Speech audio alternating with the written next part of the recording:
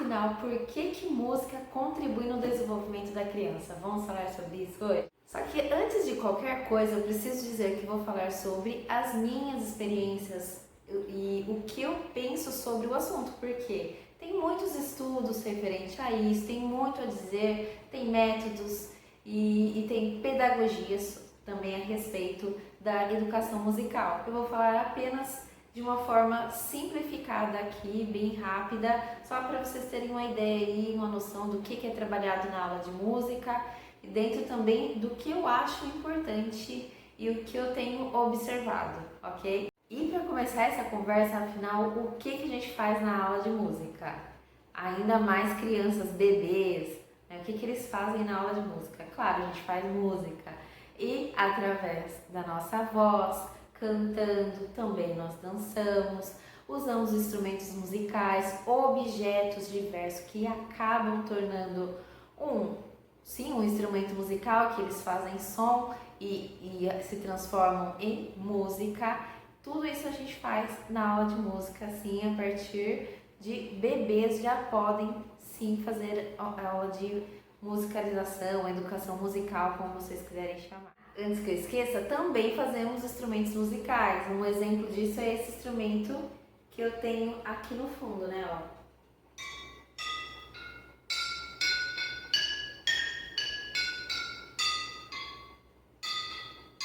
Ele faz o som das notas aí, são garrafas e tem, conforme o tanto de água, ele também faz o som. Então dá para fazer inúmeros instrumentos musicais e é uma das coisas também que é trabalhado na aula de música.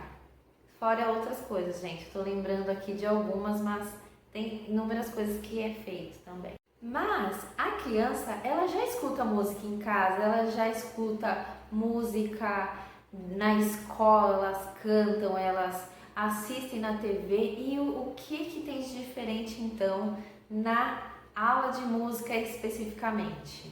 É isso que eu quero conversar com vocês. O professor de música, ele reunindo, né, o conhecimento que ele tem dentro da música com a didática, a pedagogia, com as pedagogias, né, os métodos dentro da educação musical, sabendo sobre o que a criança está passando por cada fase do desenvolvimento dela. Então ele reúne tudo isso, ele sabe observar em que fase que a criança está, o que precisa ser trabalhado para que a música, ele entenda, né, tenha esse conhecimento musical, que possa sim chegar a tocar um instrumento, ser um músico se assim ele quiser, mas mais importante do que isso, a criança se desenvolver a partir desse conhecimento. E dentro dessas práticas que eu acabei de falar para vocês, entre outras, tá, que acontece na aula de música,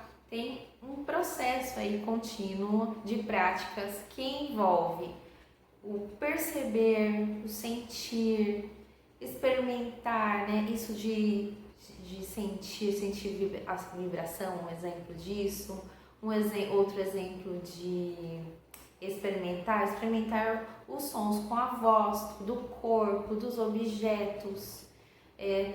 Perceber os sons que nós temos ao redor é algo difícil, que ouvir muitas vezes está ligado ao visual, né, que tem acontecido muito, né? As crianças escutam, mas também estão assistindo algo. E nós adultos muitas vezes a gente faz a mesma coisa, a gente nunca para ouvir uma música e simplesmente para ouvir aquilo. A gente está sempre trabalhando, cozinhando, fazendo diversas coisas e focar mesmo no que a gente está ouvindo, muitas vezes é difícil, né? A gente tem dificuldade e uma das coisas que é trabalhado na música é essa audição focalizada. Nós sabemos da importância, né, da memória, que é uma outra coisa também que é importante e que também é estimulado quando a gente está aprendendo música.